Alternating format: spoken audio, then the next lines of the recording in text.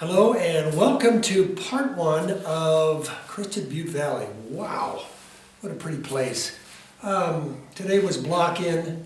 I'm using a 13 by 22, something like that. And the interesting thing today was I was so unprepared. I had to use an old canvas that I covered over with paint, and I sanded it down and used it as a surface. It works pretty good. So in a pinch, sometimes that's what you can use.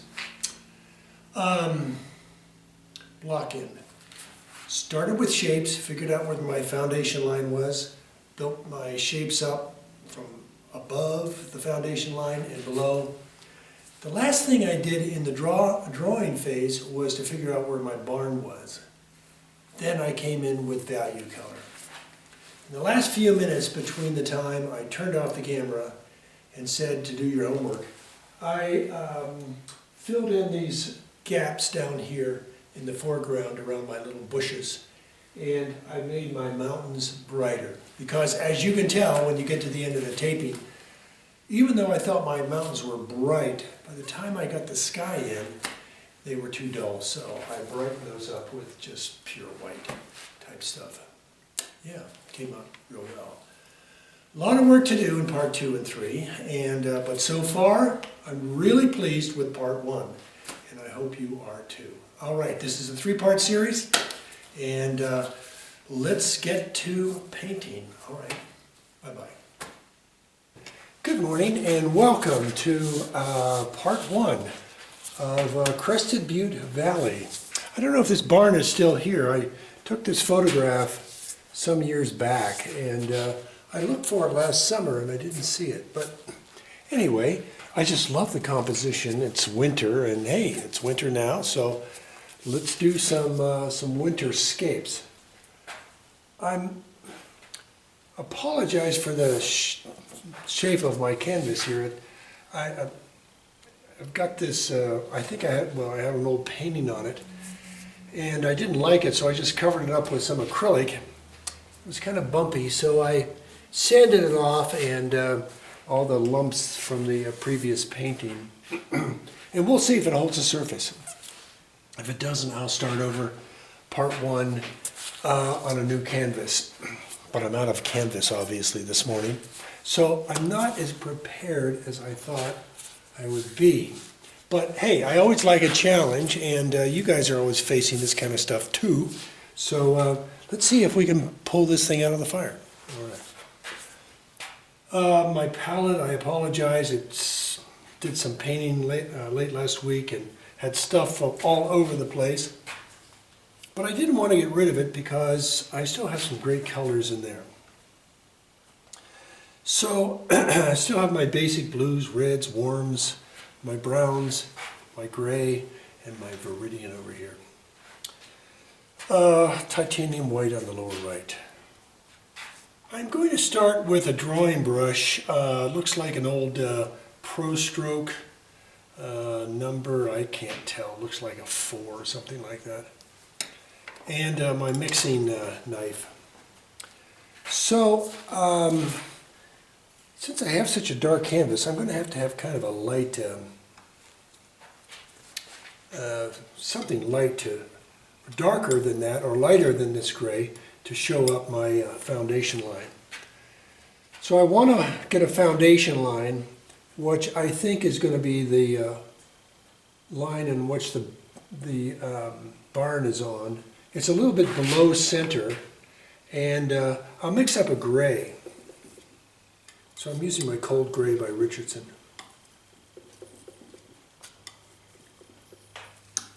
Alrighty, let's see what that does. Oh man, I'm out of paper towels. Oh, let me go in here and see what I can do about paper towels. Excuse me.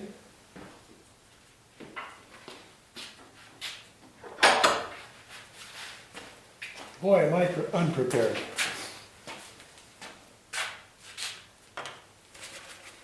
All right, we're set.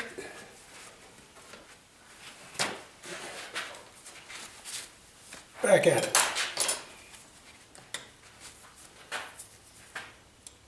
Let's see what this does. So I want to try to get something below center. So somewhere in here, I think. And then we have mountains coming in, more mountains out here, mountain coming in, and then the big guys coming in. I think I'm working on a 12, no, this is a 13 by 23 or something canvas.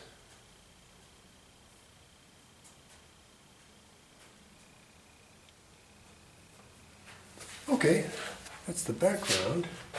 And now I have a fence line that comes in. I think kind of comes in like this.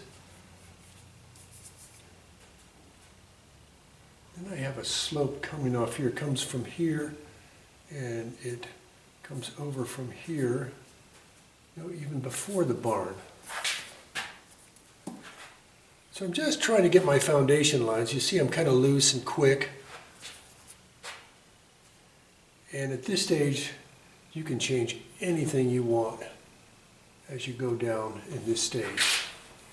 In other words, change a line. Okay, the last thing I figured out is, the last thing I'm leaving is the barn. So let's figure out what that barn is going to be. I'm going to get some transparent oxide red and say that the barn is going to be, this comes down here to the barn.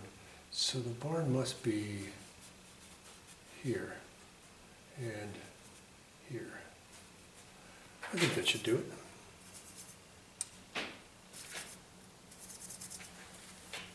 So let's go low. This is not the brush to draw a line with, it's more of a scrubber. Get something a little softer. Softer, here we go.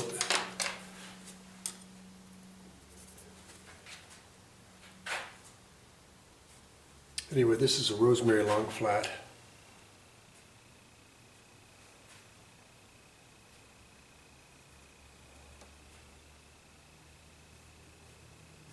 I think I need a bigger, longer. Then we have another one off over here. Wait, this needs to come down.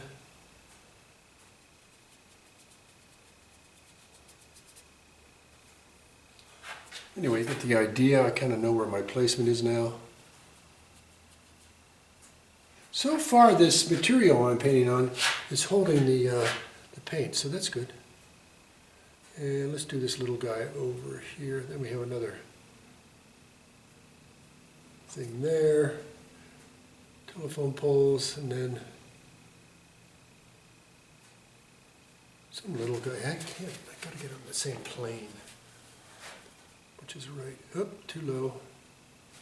Too low. This is easy to erase, I'll tell you that.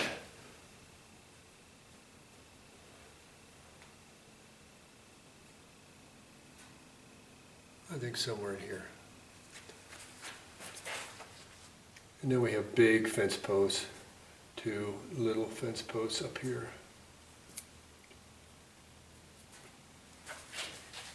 And the rest is a lot of gray. Let's go back to my scrubber and get some idea of where things are going to be on this. Going back to gray, I'm going to add a little bit of cobalt into the gray. Cobalt, gray, cobalt. I know there's a big no-brainer down here. So let me just try to get my placements going here. And then up here there's bushes coming in here, and they get kind of run into this hill right here. This is this long hill here. There's another hill here, and there's more bushes up. These go higher. And then here there's more bushes, a little higher. I need to get a little bit more. This scrubber is so worn out, it doesn't hold much paint.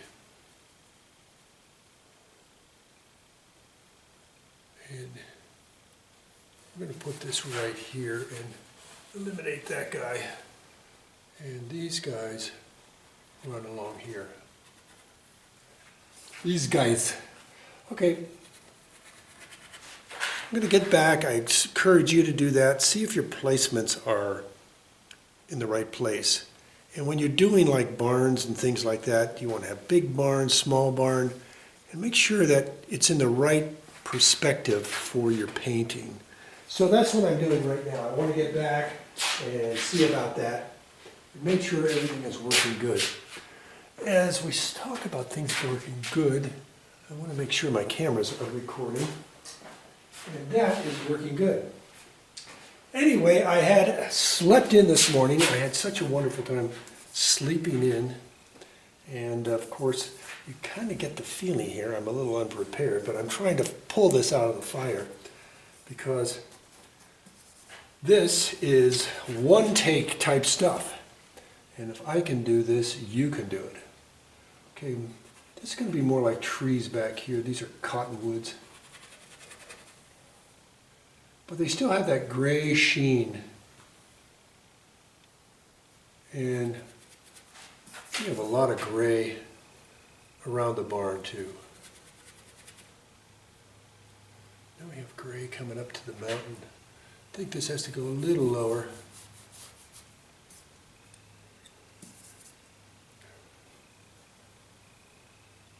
And there's another hill in here that comes right in here. Huh. A lot of stuff going on here. This goes right up to the barn and over. I think we even have a cottonwood right over the top of the barn. And more grays coming down here.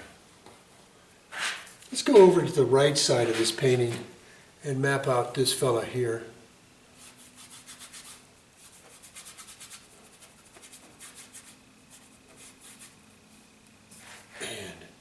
There's some real strong darks coming in right to the base of this.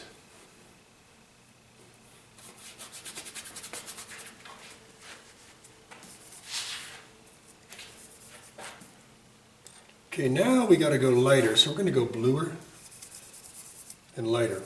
So I'm just adding more terp.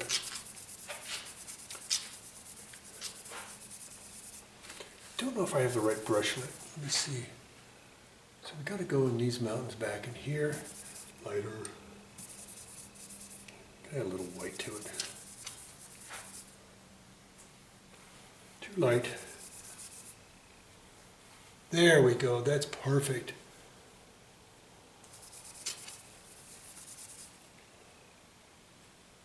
I'm just going to go the whole thing, kind of a light. Got a hill in here too. A lot going on with these hills here. I'm just going to fill this in and we'll get the white in on top of it later. Or the snow color. This is more trees, I think, on this. And to make it a little bit even, I'm just going to run my rag over it. Or paper towel.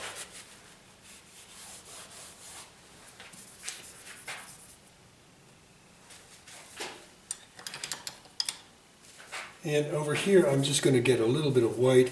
Just a touch of blue, some Gamsol, and I'm going to get this in just this brighter white. I added just a little bit of cool blue, cobalt, and you see it's doing the trick for showing the value.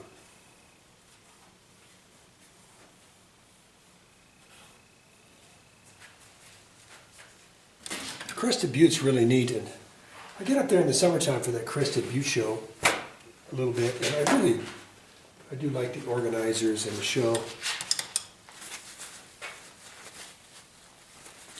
All right, so now I want to get some of this lighter color and get a little bit more blue in it and introduce some whites. Or lighter values up in here. And if you don't paint in the lines, that's fine. If you choose to be a little sloppy, this is a good place to do it. Oh, this goes below here.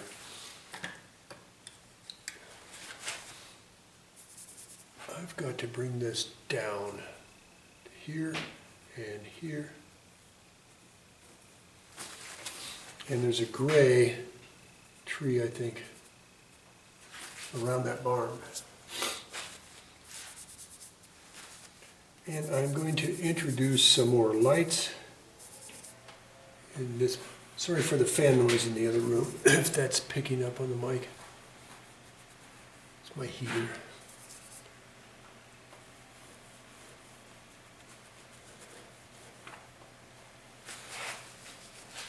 And I'm going to go over to this side and lighten up this side a little bit.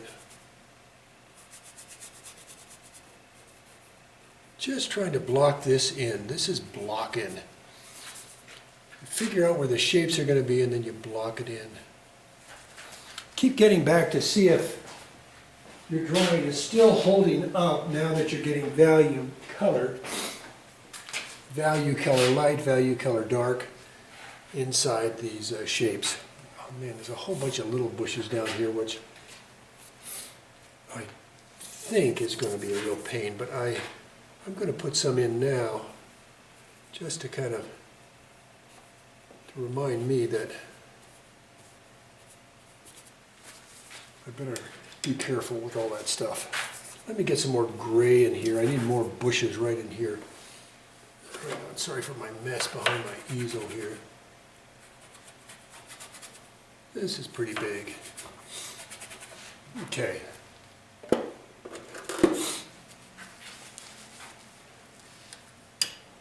All right, that's working. Okay, let's get a in shadow color here for the foreground. For that, I'm going to use a softer, bigger brush and work on that.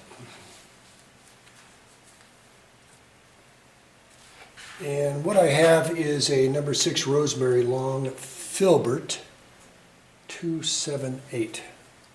There we go. All right, let's mix this stuff. Clean this palette. Put all this into one pile over here, which isn't much, which is taking up a lot of room.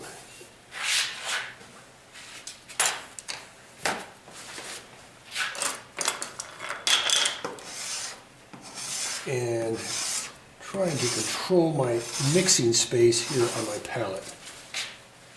You can never have enough mixing space. So if you make area to palette, make a big glass palette here so that you can do all kinds of room on it. All right, what I want to do now is make my mixture of white,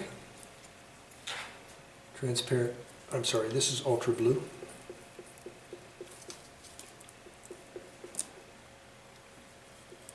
Ultra. And let me see if this is going to work.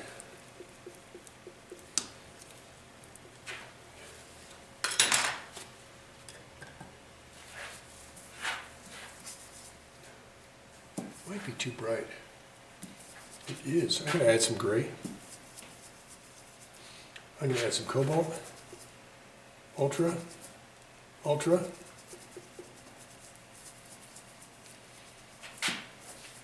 Gray.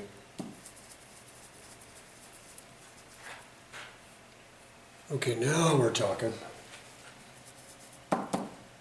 And I'm going to add some Gamsol to it to thin it out. But I'm thinking I better get those sage color stuff in here, this bushy stuff here that's in the foreground. I better place it in the right place. So, don't be in such a rush, right? Let me go back to this gray. So I'm going to go blue, gray, gray, a little bit of transparent oxide red, a little bit more transparent oxide red, a little bit more blue. There we go. You can see this. think there's more up on this hill here.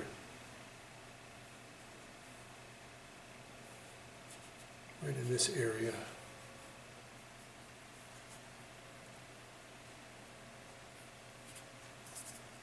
And another good patch down in here. I'm just mopping it on here. It's a little too much Gamsol in there. I wish I had a little less in here. It's a little sloppy.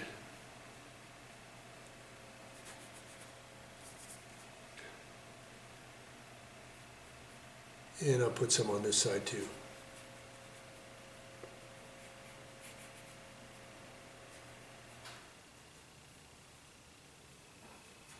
And I'm just going to put more up on this horizon line here. Seems to be a lot of grays in this area.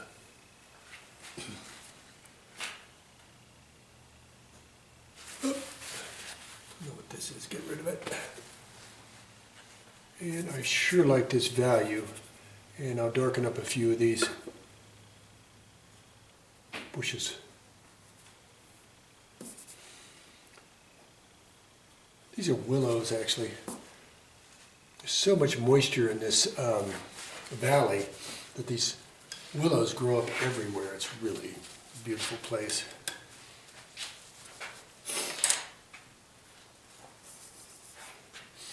All right, so let's go in with filling in these areas with our value color of Shadow Snow. And I'm using the number 6.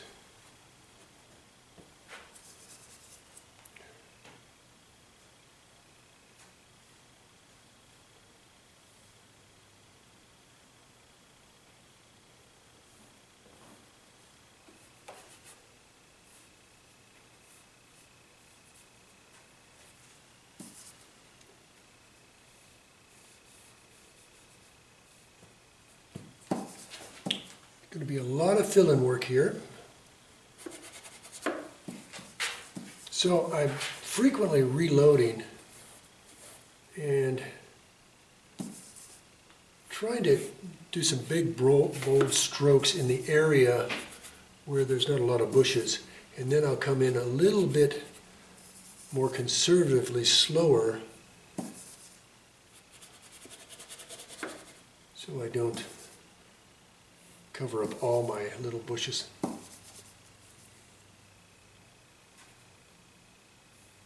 This may be sage on the side of this hill.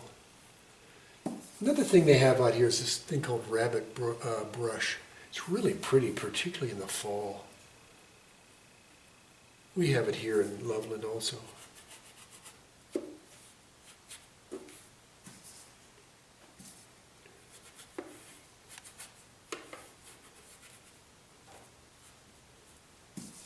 Here we go. So far, this canvas that I resurrected from another painting is holding on really good. It has a good surface, and I'm getting a good feeling about all this. All right, so what I'm going to do for homework, and then you too, is get your smaller brushes and get a little closer to these, work around your bushes a little bit more. Otherwise, I'm going to take up my next 9 minutes completely with that, and I want to, with that last 9 minutes, do something else. So I'm going to pick this up, move it over to the side, and I want to get up to the upper part of the painting and get a value color in up there. I know there's clouds and stuff like that in there, but let's just go with some Viridian.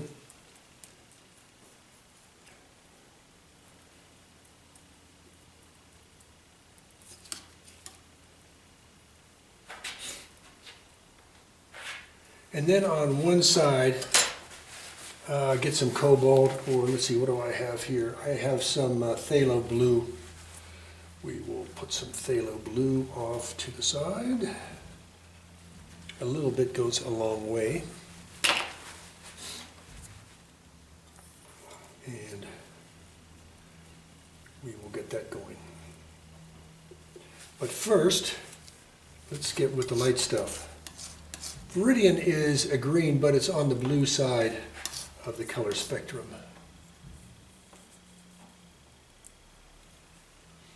And I'll put that in down here and here. And here and here. My monitor's in the way. But so what I'm going to do is get another soft brush. This is a number 4 rosemary long flat. I think it's a number 2, 4. And I'm going to pick some of this stuff up and get a little bit of terp in the mixture so I can move it around.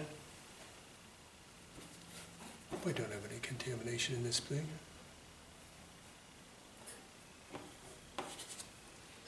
And move it around a little.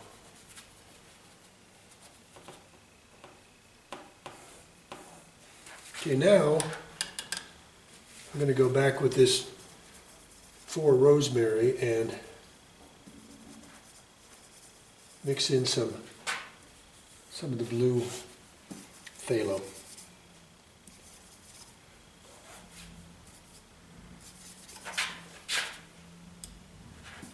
So as you go up to the higher in the heavens, it gets bluer. As it comes down, it gets lighter. And I cheat with using a green, the Viridian. If I didn't have that other brush contaminated right now, I'd be using that number 6. Well, as you can hear, Miss Cat, Studio Cat, has entered the studio. Cinders is her Christian name. And now let's get more Viridian back in here. Viridian, Viridian, Viridian and white, and use that in here. Use it right in between, see?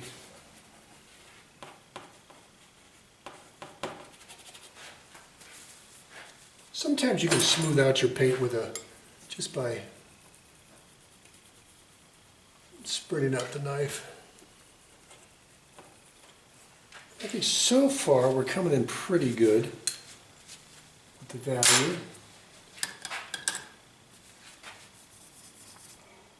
And here we go again with getting some light in here. And I'm blending it into the lighter color here at the base.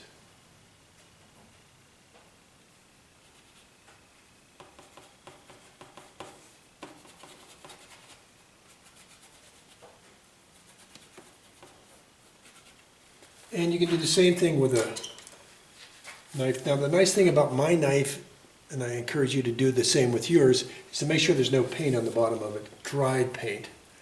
And you can see you can just blend those all perfectly together, and it has a nice blending quality. All right, so with the last few minutes, let me talk about this stuff. And when I get back, I really realize, now that I get the sky in, and that's why it's so important to cover the whole canvas with value color, is that this was so light, remember? The back mountains, but now look how dark it is. We really have to lighten that up. So we'll do that, as well as some of these, there's more light on these background mountains behind the barn than in front. I'm holding, so far, I think that the value color on the snow so far looks good, but off camera I would like you to lighten that mountain and these lights behind the barn, and I will be doing that for my homework also. All right, so with that, let's bring part 1 to a close. Thank you so much for starting the new painting with me. This is going to be exciting. All right, with that, let's finish and say goodbye on part 1.